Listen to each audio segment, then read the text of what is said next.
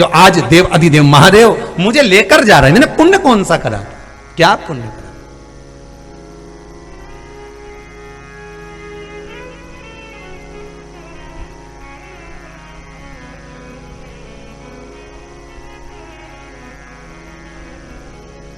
बस वो पुण्य बता दो, मैंने करा कौन सा? क्या पुण्य है मेरा? क्या पुण्य? शिव जी ने कहा तेरा पुण्य एक ही है।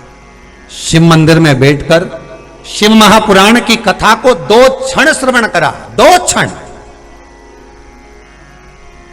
हर हर महादेव का शब्द जब कानों में गया, बस वो शब्द ही तेरे जीवन को बना दिया। बेलपत्री के वृक्ष की छांव तुझ पर पड़ी, तुझे मेरा दर्शन हो गया, कैलाश का धाम मिल गया।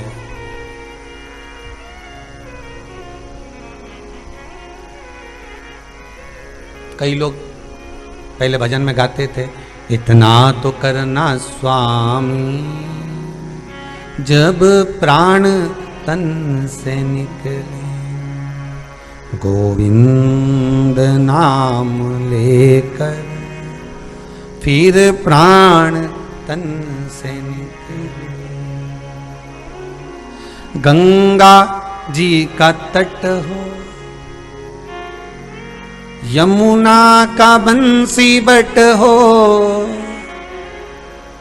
मेरा सांवरा निकट हो, जब प्राण तन से निकले। भगवान शिव की भक्ति अंतिम बिंदु में बेलपत्री के वृक्ष की छांव के कारण तुझे मेरा दर्शन हो।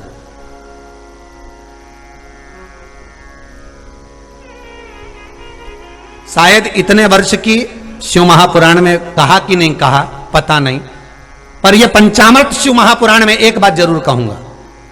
अगर जीवन में आपको अच्छी लगे तो अपने जीवन में उतारना, ना लगी हो तो छोड़ देना, पर एक बात इस पंचामृत शिव महापुराण में जरूर कहूंगा कि शंकर के मंदिर में नहीं जा सकते, उसके शिखर का भी दर्शन नहीं कर सकते, मंदिर में ज्योत भी नहीं जगा सकते, अगरबत्ती भी नहीं लगा सकते, भोग भी नहीं लगा सकते, प्रसाद भी नहीं चढ़ा सकते, पुष्प भी नहीं चढ़ा सकते, मत चढ़ाओ। पर कहीं एक बेलपत्र शिव मंदिर की मिल जाए तो उस बेलपत्र को एक बार मस्तक पर जरूर चढ़ा लेना, शंकर स्वयं मिल जाएगा। कहा नहीं कहा पता नहीं, पर उस बेलपत्र का एक फल, एक पत्ती हमारे मस्तक पर उसकी छाया ही पड़ गई तो शिव मिल गया। बस अब कुछ नहीं चाहिए।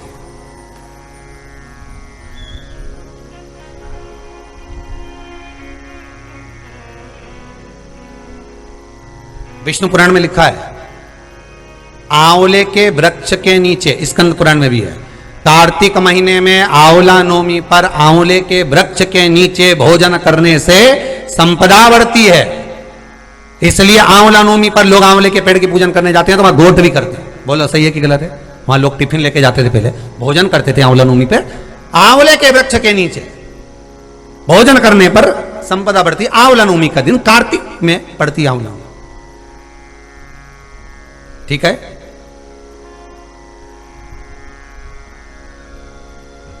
पर शिव महापुराण का,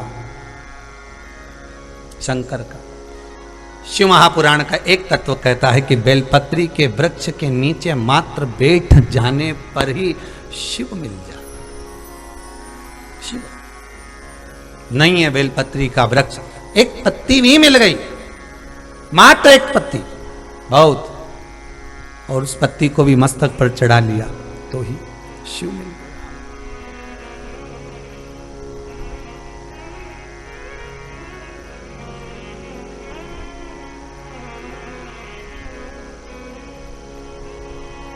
एक बेलपत्र और उसका स्मरण, उसका स्पर्श,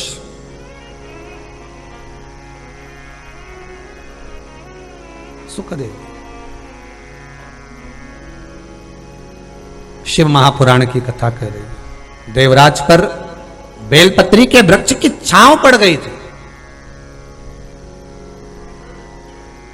पंचामृत, चरणामृत, चरणामृत लेने के बाद हाथ को मस्तक पर लगाया जाता है, पंचामृत लेने के बाद हाथ को हृदय से लगाया जाता, दोनों में अंतर है।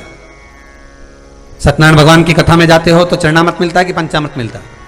जम के बोलिए, पंचामृत मिलता है।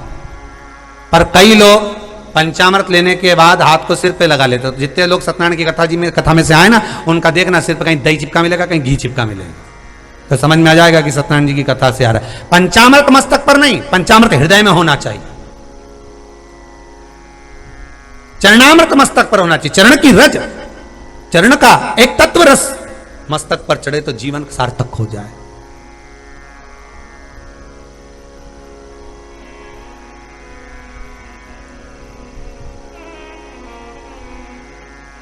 चरणामृत का बस भाव मेरे मस्तक पर चढ़ गया, मेरा जीवन सार्थक हो गया, मेरा जीवन आनंदित हो गया। और पंचामृत आप पीने के बाद में हाथ को हृदय से लगाइए। मेरे भगवान के स्नान की झांकी है पंचामृत। वो पंचामृत कोई साधारण नहीं, भगवान का दर्शन मेरे हृदय में होना चाहिए, मैं उसको रख लूं।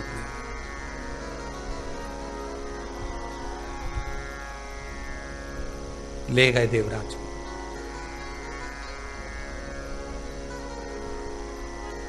शिव पंचायत में निर्णय किया गया। जगतजननी जगदम्बा जी ने कहा कि इस देवराज ने चोरी करी है, केवल कभी दान पुण्य भजन कीर्तन स्मरण नहीं करा, केवल चोरी करी।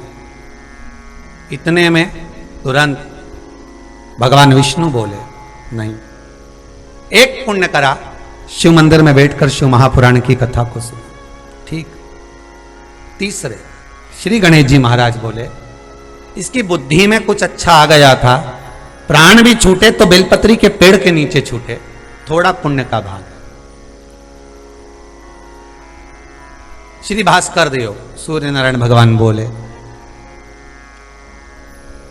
इसके लिए इतना ही काफी है कि इसने शंकर का बेलपत्र का वृक्ष का दर्शन कर लिया, उसका भी पुण्य इसके लिए उतना ही काफी। फिर वही बात आ गई। एक वकील केस हार कर खड़ा हुआ था, गांव का व्यक्ति पूछते हुए गया, उसके पास में एड्रेस था, मेरा बेटा कहीं नहीं रहता शहर में, बता दो ना साहब। काला कोट वाला केस हार कर खड़ा हुआ था वकील, उसने उसको भगा दिया, चल निकल यहां से। जिस और धक्का मारा, हाथ का इशारा करा, चल चल यहां से, चल यहां से। वो गांव का व्यक्ति सोचा मेरा बेटा इधर कहीं रहता होगा, एड्रेस लेकर चला और वहां गया जहां कथा हो रही थी शिव महापुराण की, जहां शंकर की कथा चल रही, वहां पहुंच गया, कथा में बैठ गया।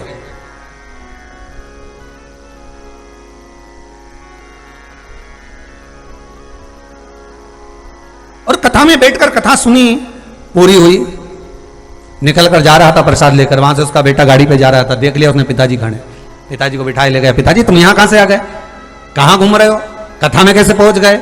अरे बेटा, एक बेचारा काला कोट वाला खड़ा था, भगवान उसका भला करे, उसने मुझे यहां भेज दिया। अब उसको क्या मालूम, क्या भगा दिया, भेज दिया, और तू मुझे मिल गया, कितनी बड़ी बात है।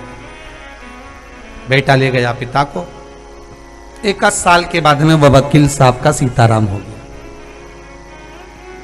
वकील साहब ऊपर गए,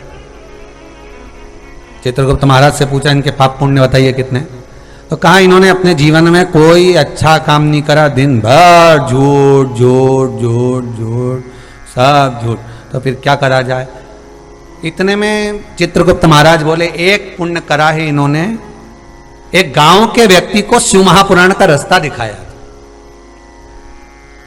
धर्मराज बोले, रास्ता मस्ता नहीं दिखाया, उसको भगाया था। चित्रगुप्त महाराज बोले, भले कुछ भी हो, भगाया भी, पर इशारा तो उधर का ही कराना, चल चल उधर जा, इशारा तो वहीं का कराना जहां कथा हो रही थी, तो क्या करा जाए। इतने में चित्रगुप्त महाराज ने कहा कि अब भगवान से पूछा जाए। भगवान से पूछा तो भगवान ने कहा एक काम करो, इसने शिव महापुराण का रास्ता दिखाया था, इसको बैकुंठ का रास्ता दिखा दिया जाए, बैकुंठ का रास्ता दिखा दो, ये वहां जाए। केवल मार्ग बता देना, केवल मार्ग तक पहुंच जाना बहुत है। आपने किसी को कहा शिव महापुराण की कथा हो रही है, अच्छा टीवी पर आ रही है, आस्था चैनल पर चल रही है, दोपहर में 1 बजे से 4 बजे तक, हो जब ही तो हम तो 2 बजे खोले, हमको क्या मालूम था 1 बजे चालू होगी। 1 बजे से 4 बजे तक अरे देखो, तुमने केवल फोन लगाकर बोला, तुमने अपने रिश्तेदारों को केवल एक मैसेज कर दिया 1 से 4 बजे तक शिव महापुराण की कथा श्रवण करिए। तुमने तो केवल मैसेज डाला, तुमने तो केवल बताया उसको। अब उसने जो सुनना चालू करा, श्रवण करना प्रारंभ करा, उसका फल तुम्हारे खाते में गया कि नहीं गया? थोड़ा सा तो गया। वो बीमे वाला नहीं होता, बीमा करा लो बेचारा कितना पीछा पकड़ के रहता है।